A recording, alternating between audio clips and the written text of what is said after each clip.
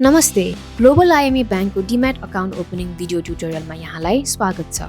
सर्वप्रथम demat account खोल्नुको लागि अब डिस्कभर डिजिटल युनिभर्स अन्तर्गत demat, MeroShare, CASBA and TMS बटनमा ट्याप गर्नुहोस्।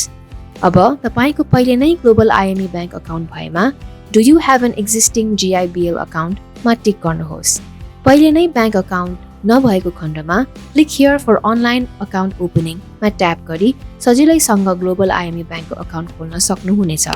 त्यसपछि रिक्वायर्ड सर्भिस लिस्टबाट तपाईको आवश्यकता अनुसारको सर्भिसेस सेलेक्ट गर्नुहोस् अनि मागिएको अकाउन्ट इन्फर्मेसनको विवरणहरू भर्नुहोस्। तपाईको पहिले नै डिम्याट अकाउन्ट भएको खण्डमा do you have an existing demat अकाउन्टमा सेलेक्ट गरी तपाईको डिम्याट नम्बर दाखिला गर्न सक्नुहुनेछ। अब भेरिफिकेसनको लागि I am not a robot बटनमा ट्याप गरी सबमिट बटनमा ट्याप गरेपछि तपाईको मोबाइल फोनमा 6 अङ्कको OTP कोड आउनेछ। सो OTP कोड दाखिला गरी सबमिट बटनमा ट्याप गर्नुहोस्। अब नो योर कस्टमर KYC अन्तर्गत पर्ने personal information, permanent address, correspondence address, family information, occupation details जस्ता मागिएको सम्पूर्ण विवरणहरू भर्नुहोस् अनि सबमिट बटनमा ट्याप गर्नुहोस्।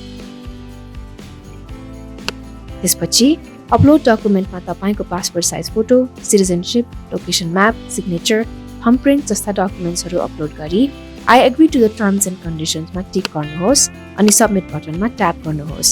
यसरी नै तपाईले ग्लोबल आइएमई ब्याङ्कको डिजिटल युनिभर्सबाट सजिलै डिम्याट अकाउन्ट खोल्न सक्नुहुनेछ।